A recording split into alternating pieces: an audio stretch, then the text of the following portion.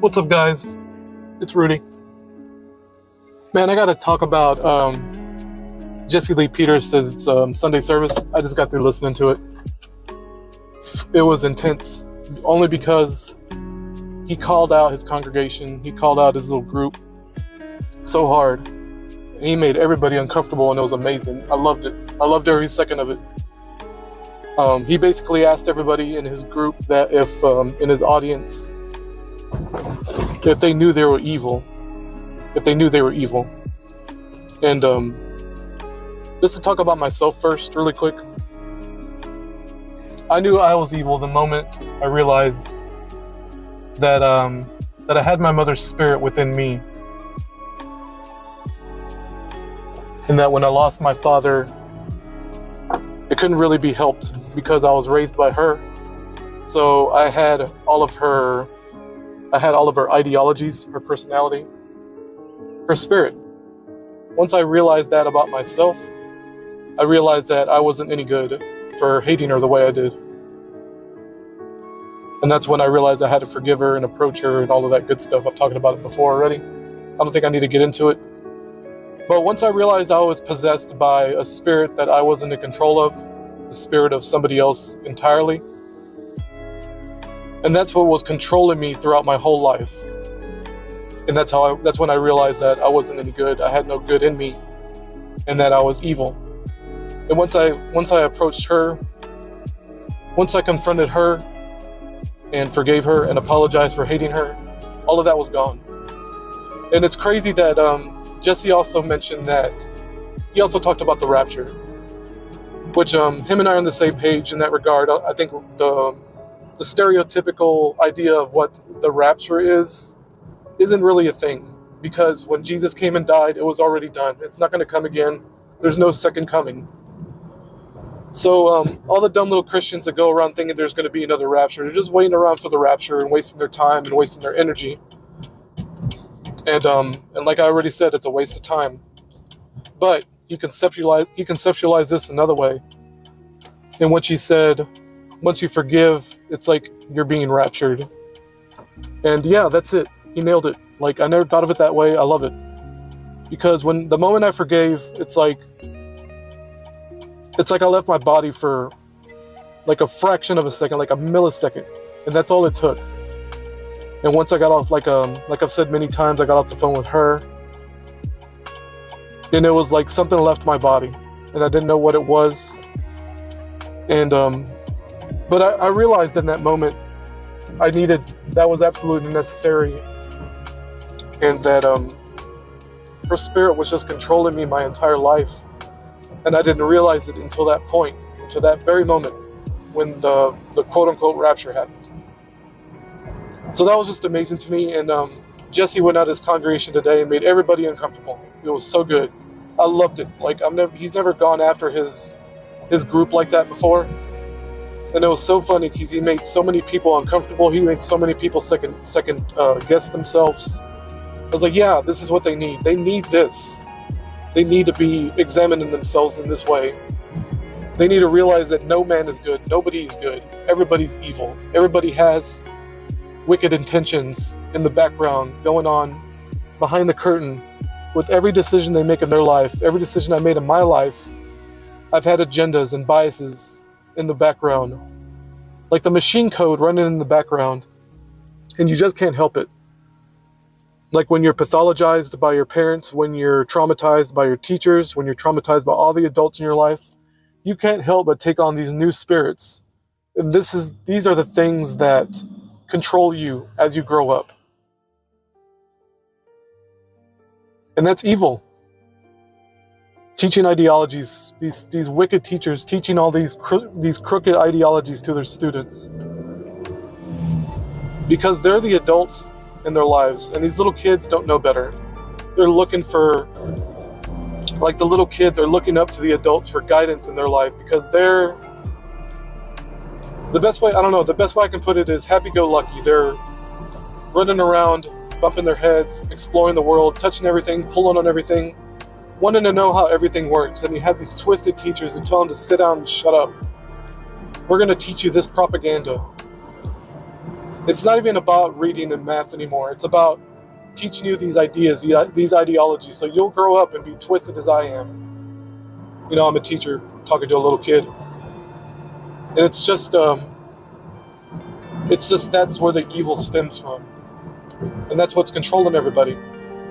This state-approved propaganda. And I know Jesse wasn't making these points. He really wasn't trying to make any of these points that I'm making. I'm just kind of elaborating on what I think. He also touched on one more thing that I thought was really amazing. And I've actually figured this out by myself without Jesse. And I guess I'll go ahead and talk about it here. I was watching the movie Passion of the Christ. And because I'd never seen it before, I was like, you know what, let me go and watch it. I think it was like 2.5 hours long. It's a pretty long movie. And the whole movie's just about brutality, like just absolute brutality. Like Jesus gets fucked up in this movie, man. And that's the whole point of the movie. But when I first started watching it, the beginning scene starts off with Jesus in the woods, kind of panicking. It's completely dark. He's out in the dark in the woods, just panicking. I'm like, what the hell's going on here? Like, what's his problem? And there's like a satanic figure in the woods that's kind of watching him, just keeping an eye on him. And meanwhile, Jesus is freaking out because he knows that the Romans are coming to get him. And he's just absolutely in a freak out. And I'm like, what is going on with this dude? Like, is this the Jesus I know in the Bible? And then it hit me in that moment. It's like, oh my God, he's going through the crazy thoughts. He's having the crazy thoughts like everyone else does. And as the movie plays out, this satanic figure shows itself more and more. It reveals itself to different people. And seems to be like manipulating their thoughts in a way. And that's exactly what's going on. Like right after, in the movie, Judas betrays Jesus by giving his location, and as the movie plays out, Judas realizes how stupid he was for betraying Jesus the way he did. He throws the coins back at whoever it was. I think it was like some governor, I believe. And when he leaves, he starts hallucinating that these children are ripping at his flesh and tormenting him. So he ends up hanging himself. You know, Judas hangs himself in the book, in the Bible.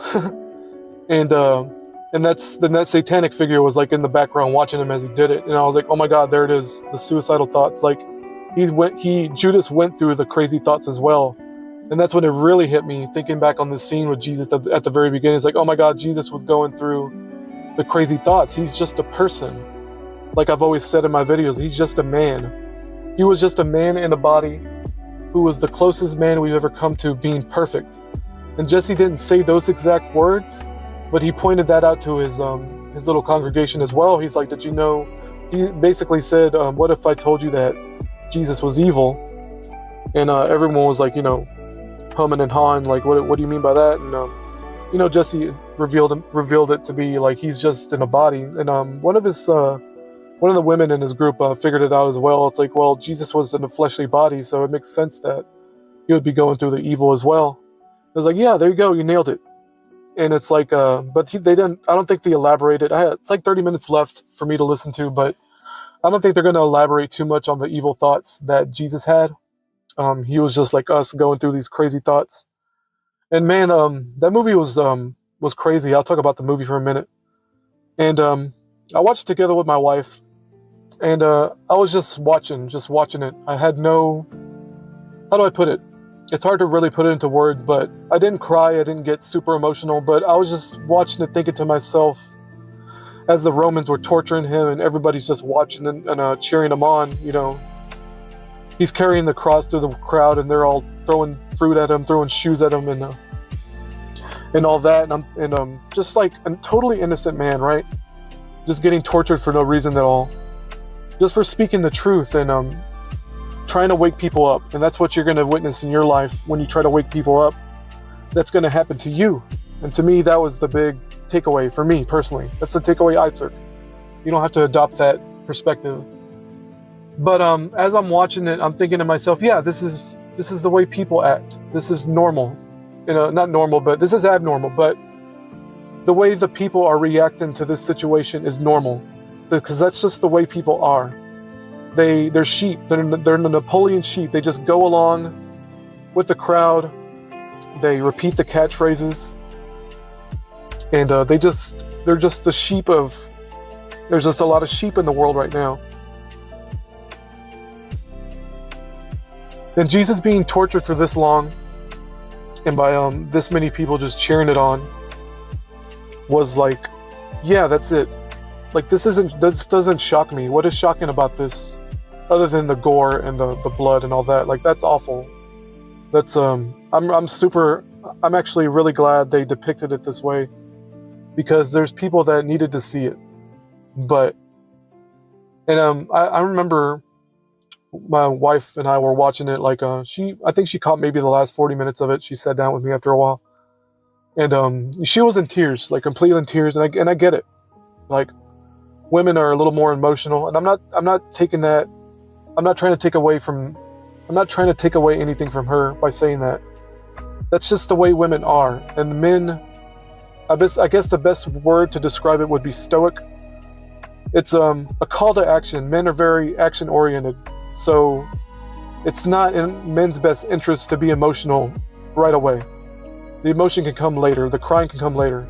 Not that I say I cried later, but I'm saying I'm just watching calmly, just observing the behaviors and what's going on. In the meantime, my wife is getting super emotional about it, and I was emotional too, but it was a different kind of reaction. We talked about it afterwards. She was kind of asking me why I wasn't crying, and I explained to her what I just said. Like, this is just the way people act. They're evil and horrible, especially in groups. You know, like Jesse said, did you know you're all evil? And there's a lot of people in his group that couldn't handle that about themselves. And I don't know what it is. It's like, I'm like, I was unfazed, because I spent the last 4 or 5 years examining myself, realizing that I'm evil and that other people are evil, and the evil I see in myself is in others, controlling them. And this is a big reason why I talk about the familial things so much, the blood family, and